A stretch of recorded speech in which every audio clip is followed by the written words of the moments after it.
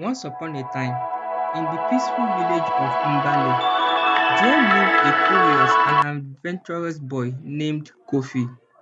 Kofi loved exploring the forest and rivers around his village.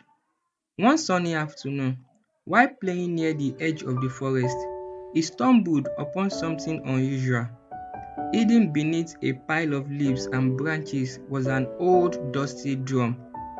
The drum was unlike any Kofi had ever seen. It was decorated with intricate carvings of animals and symbols, and it seemed to glow faintly in the sunlight. Curious, Kofi carefully picked it up and took it back to his village. Kofi showed the drum to his friends, Ama and Tunde. They were just as fascinated by it as he was together. They decided to clean it up and see if it made sound. As Kofi gently tapped the drum, it suddenly spoke in a deep and melodic voice. Greetings, young ones. I am the drum of wisdom. Only those with pure hearts can hear my voice and unlock my secrets. Ama and Tunde gasped in astonishment, but Kofi remained calm. What kind of secret? He asked. The drum responded, I hold the wisdom of the ancients and the power to reveal hidden truths. But be warned, with great knowledge comes great responsibility. The children decided to keep the drum a secret and only use it for good.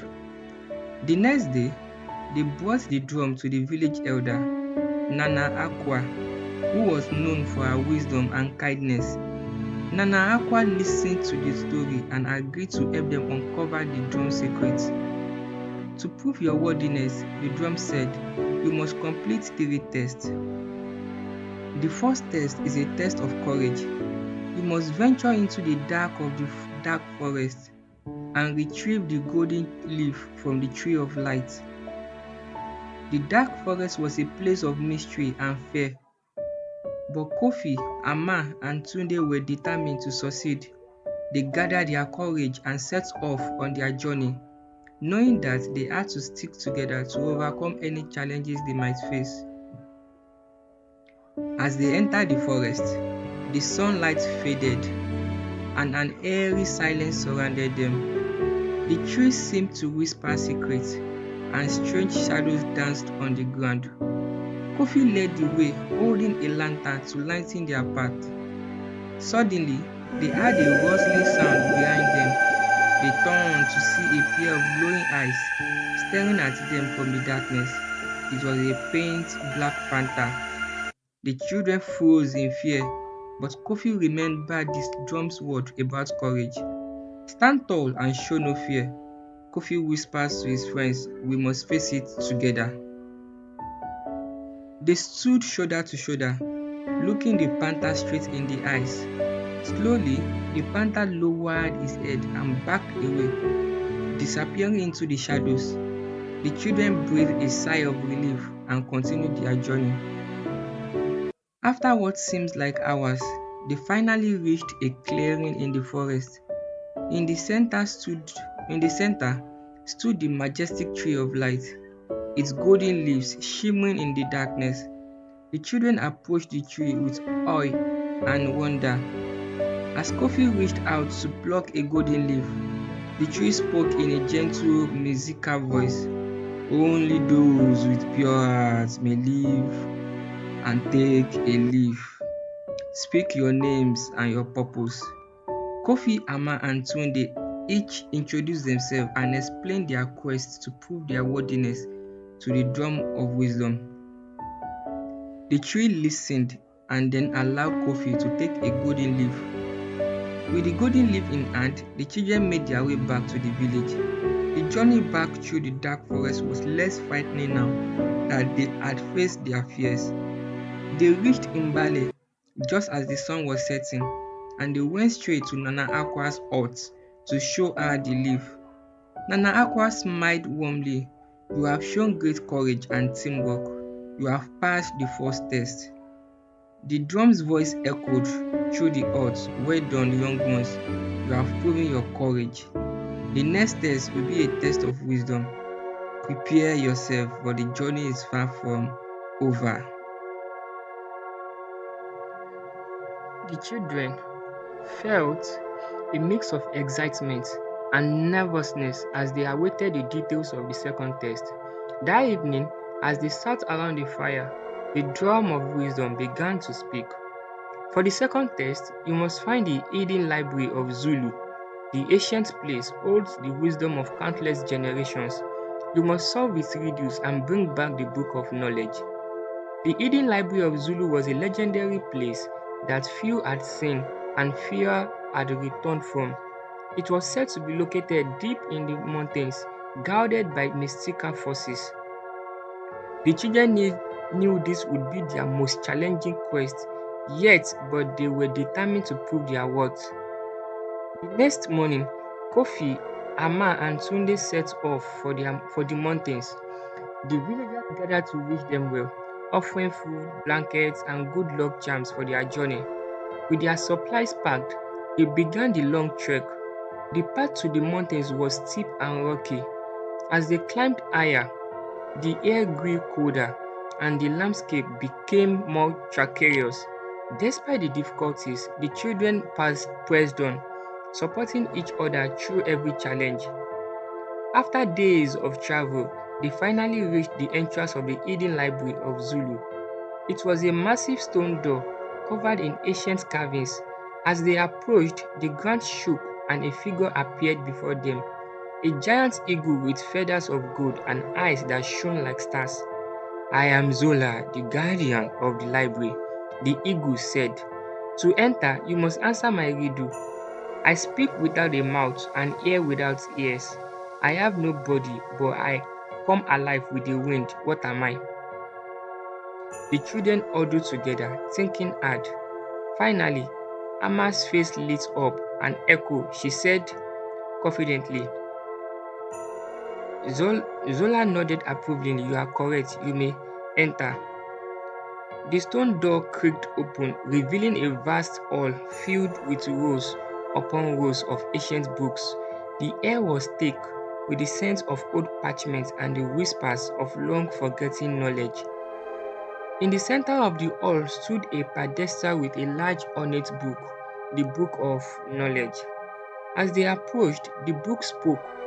To take me, you must solve three riddles, one for each of you. If you fail, you will be trapped here forever. Kofi stepped forward first. The book asked, what has keys but can't open locks?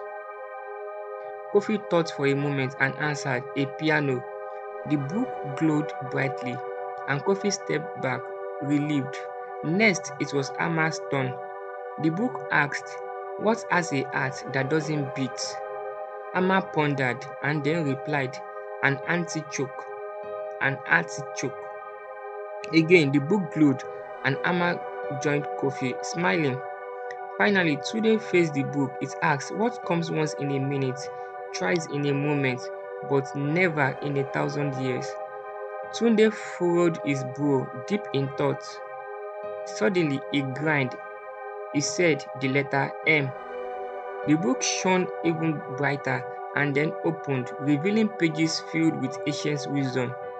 With the book of knowledge in hand, the children made their way back to Mbale. The journey home was filled with excitement and anticipation. They couldn't wait to share their newfound wisdom with Nana Aqua and the rest of the village. When they arrived, they were greeted with cheers and celebrations. Nana Aqua embraced them, proud of their accomplishments. You have proven your wisdom and courage, she said. The final test will be one of kindness. You must use the knowledge you have gained to help those in need. The children nodded, ready for their final challenge. The drum of wisdom spoke once more. For your final test, you must travel to the neighboring village of Ashante, which has been plagued with a terrible drought. Use your knowledge and the book of knowledge to bring water to the village and save its people. Kofi, Ama, and Tunde set off for Ashante with the book of knowledge. When they arrived, they found the village in a not comfortable. The crops were withering and the rivers had dried up. The villagers were desperate and losing hope. The children consulted the book of knowledge and discovered a hidden spring deep within a nearby mountain. Using the wisdom they had gained, they devised a plan to dig a channel from the spring to the village. For days, the children and the villagers worked tirelessly, digging the channel and guiding the water from the spring. Finally, the water flowed into the village, filling the rivers and nourishing the crops. The villagers rejoiced, grateful for the children's kindness and determination. Ashanti began to flourish once more, and the bond between Mbali and Ashanti grew stronger. The villagers celebrated their heroes with a grand feast, filled with music, dancing, and stories. Upon returning to Mbali, the drum of wisdom spoke for the last time.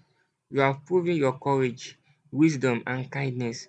You are worthy guardians of the drum of wisdom.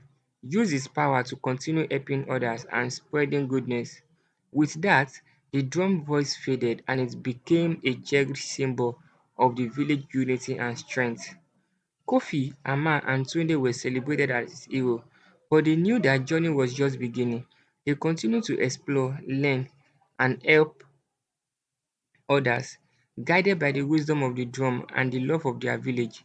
And so, the story of the mystic drum and the brave children of Mbali was passed down through generations, inspiring many more adventures and acts of kindness.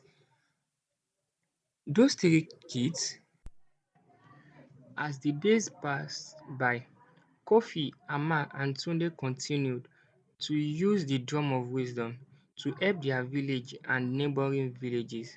They healed the sick, brought rain to dry lands, and even helped animals in need. The villagers admired them and often came to them for advice and assistance. One day, while playing near the river, Amma found an old book about ancient spells. She excitedly showed it to Kofi and Tunde. The book spoke of great powers that could be unlocked using magical items like the drum of wisdom. They were intrigued and wondered if they could use the drum to perform some of these spells.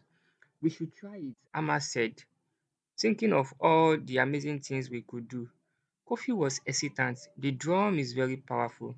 We should be very careful not to misuse it.